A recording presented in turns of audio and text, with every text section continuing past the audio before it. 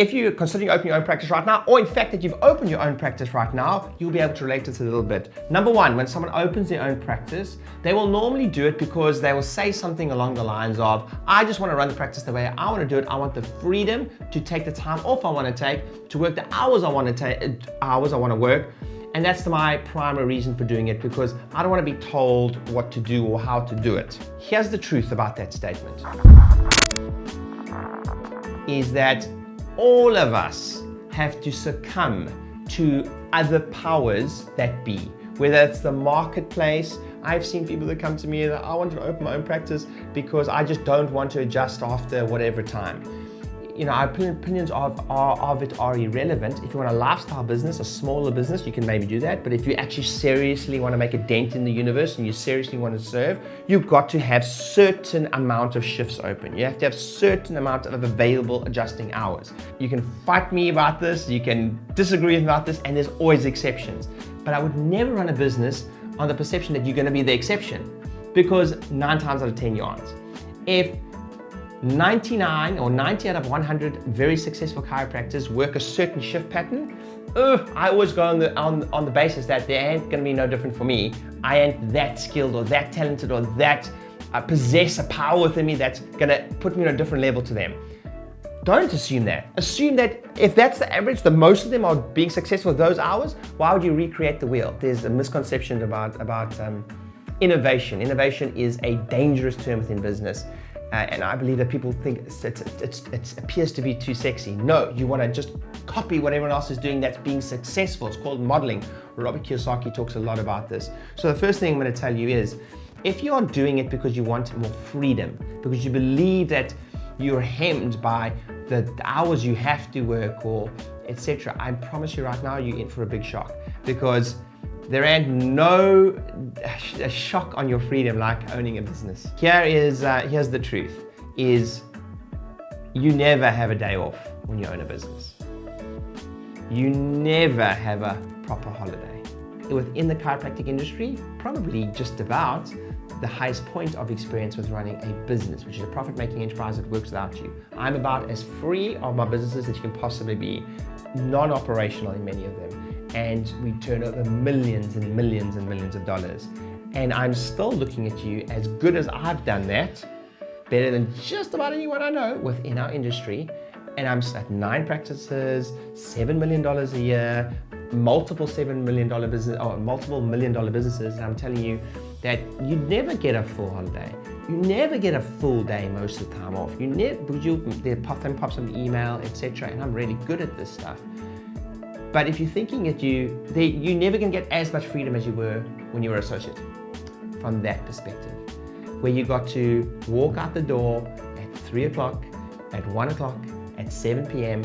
And yes, you had some challenges and some stuff you took home with you, but there's no comparison to what you have to take home with you emotionally and mentally when you open your own practice. So if you're doing it for freedom, you have to ask yourself that question again. On the flip side of that, there's a difference between actual freedom and being able to do whatever you want to do. If you thrive on being a person that wants to be able to do whatever you want to do when you want to do it, then you should go open your own practice. Heck, you know, I've just taken 3 months off. I just got on a plane, lived in South Africa for 2 months in the sun, and then went by the Maldives and Egypt for another month. It was awesome.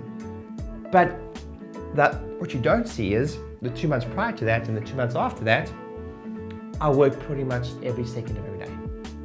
But I was able to take 3 months off. And did I have to make up for that over time? I absolutely did. So don't be naive in thinking you're going to get more freedom when you open your own practice. It's just not true. You've got less freedoms. You've got, all of a sudden, people are like, I don't want to have to answer to anyone. You have to answer to someone, because more likely you took a loan, like most people, you have to answer to your bank manager. You have to answer to your landlord. You have to answer to the monthly payments on the equipment. You have to answer to your staff.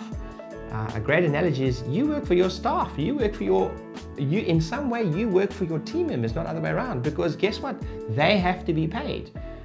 So you have responsibilities, more responsibilities, which in some worlds, people might tie it to freedom.